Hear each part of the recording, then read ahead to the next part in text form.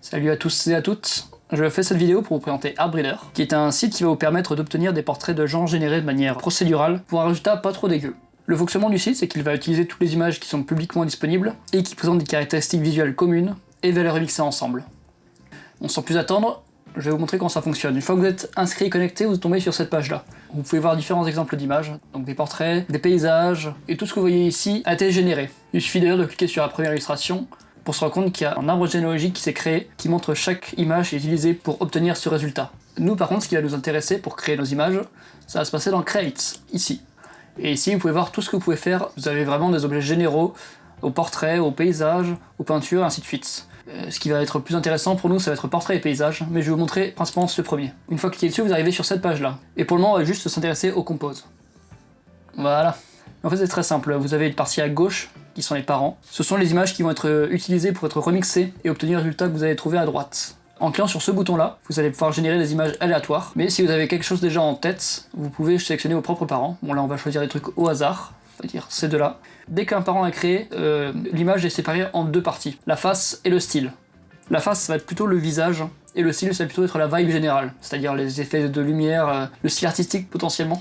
Par exemple, si je veux un peu plus de style de celui-là, un peu moins de face, un peu plus de face de celui-là, un peu moins de style, il suffit de faire descendre et monter les sliders de cette manière-là, puis recliquer sur le bouton, et vous allez retrouver la palette de couleurs de la première image et le visage de la deuxième. Une fois que vous avez trouvé à peu près ce que vous cherchez, il y a encore les gènes, qui sont les derniers tweakings de l'image. Par exemple, vous pouvez vieillir ou rajeunir la personne, de cette manière-là, en montant le slider vers la droite si vous voulez avoir un personnage plus vieux, ou vers la gauche pour un personnage plus jeune. Vous allez voir qu'il y a beaucoup de gènes, je pense notamment donc au... Par exemple, vous avez gender, qui représente le passing plus masculin ou féminin de votre personnage. Vous avez art notamment, si vous voulez un style plus artistique ou plus réaliste. Vous avez bleu, vous avez rouge, vous avez saturation. Vous pouvez le rendre plus heureux, moins heureux, plus en colère. Enfin bref, vous avez largement de quoi jouer avec. Une fois que vous avez trouvé l'image qui vous satisfait, il vous suffit de cliquer dessus. Et là, vous pouvez encore faire quelques modifications. En recliquant dessus à nouveau, vous tombez à nouveau sur les gènes. Et là, vous allez sûrement me dire, est-ce que c'est tout?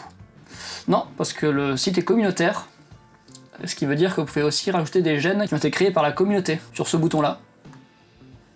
Personnellement, j'ai un faible pour Ice Magic. Peut-être parce que je joue beaucoup à D&D, qui vous permet vraiment de transformer votre personnage en magicien de la glace, je suppose. Parmi tous ces sliders, il y en a quelques-uns qui sont très utiles, notamment KO, qui en fait contrôle le degré d'influence des gènes. Si vous le mettez à 0, vous allez le retrouver avec un personnage totalement basique. Si vous le mettez au maximum, tous les gènes vont être beaucoup plus influencés, et vous allez vous retrouver avec quelque chose de très Lovecraftien. Enfin, si c'est votre délire. D'ailleurs, aller dans les extrêmes, c'est généralement déconseillé, sauf si vraiment c'est votre style. En ce qui me concerne, j'utilise beaucoup ce site pour faire des dégradations petit à petit sur des personnages. Notamment, j'ai une campagne de Warhammer où j'aime bien revenir sur le site, reprendre les portraits des personnages, pour la rajouter petit à petit un peu de corruption.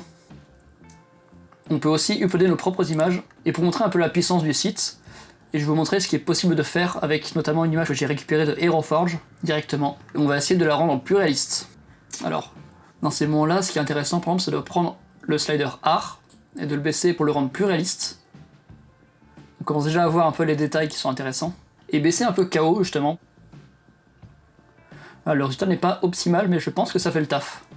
Ce qui est aussi important de savoir, c'est que tout ce qui est boucle d'oreille, tout ce qui est piercing, lunettes, chapeau et masque, ça passe très très mal sur le site. Forcément, parce que ça reste une IA qui, ici en tout cas, va décomposer vraiment le visage d'un personnage pour en retirer les gènes. Mais sur des visages qui sont clairs et lisibles, le résultat peut être assez impressionnant. Je sais que le site est aussi beaucoup utilisé pour transformer des œuvres d'art en personnes réelles, ou le contraire. Ou alors, vous pouvez même voir, en ce qui concerne les paysages, ce qui peut être intéressant si vous avez une campagne et que vous commencez à manquer d'illustrations. Voir si vous avez vraiment le courage et que vous cherchez quelque chose de très particulier, allez directement dans Compose et essayez de récupérer des photos qui donnent un peu l'impression d'avoir un AVC. Une fois ceci fait, il vous suffit juste de sauvegarder votre image et vous faire un petit dossier. Après coup, vous pouvez en faire des tokens pour vos parties, vous pouvez illustrer vos parties avec, vous pouvez vous faire un profil Tinder si vous voulez. Le site est gratuit, mais vous pouvez payer entre 8 à 40 balles par mois si vous voulez par exemple avoir des images de meilleure qualité, si vous voulez uploader plus d'images, et ainsi de suite. Autre chose à savoir, c'est que si vous uploadez une image là-dessus, elle deviendra publique, donc faites attention si vous voulez uploader votre propre portrait.